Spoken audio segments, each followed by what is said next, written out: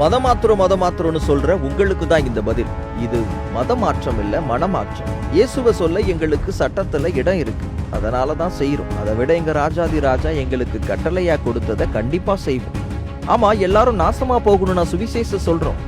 நல்லா இருக்கணும், சமாதானமா வாழணும் தானே சொல்றோம். இயேசு நேசிக்கிறார்னு சொல்றோம். அவர் ஏன் உனக்காகவும் எனக்காகவும் மறிச்சார்னு சொல்றோம். யாரையும் கட்டாயப்படுத்தலையே.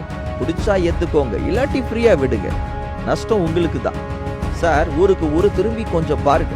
படிக்காதவனை படிக்க வைக்க பள்ளிக்கூடங்கள் எத்தனை இருக்குன்னு.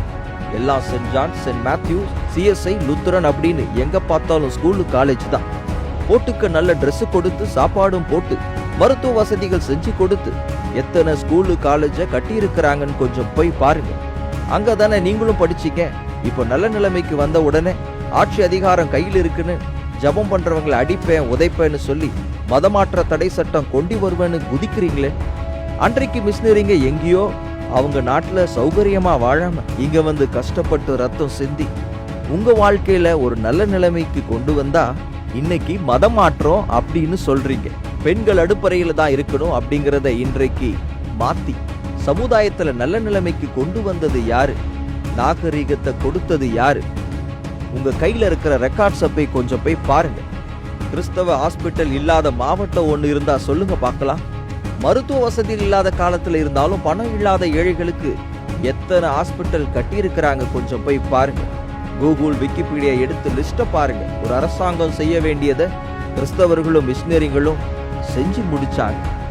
அதை யாராலும் மறுக்க முடியாது. Children orphanage, voltage home, disable home அப்படின்னு எத்தனை கட்டி இருக்கிறாங்க. மதம் மாத்திரம்னு கத்திக்கிட்டு சண்டைக்கு வர உங்களை பார்த்து கேட்கிறோம். இயேசுவை சொல்லி என்ன செஞ்சிருக்கிறோன்னு போய் கண்ணை திறந்து பாருங்க. ஏதோ அங்க இங்கன்னு ஒரு சில சண்டைகள் எங்களுக்குள்ள இருக்கு. நாங்க யோக்கியன்னு சொல்லல. ஆனா எல்லாரும் படிக்கணும், எல்லாரும் நல்ல நிலைமைக்கு வரணும், சமமா வாழணும். அதை ப்ரூவ் பண்ணது கிறிஸ்தவர்களும் மிஷினரிங்க மட்டும்தான்.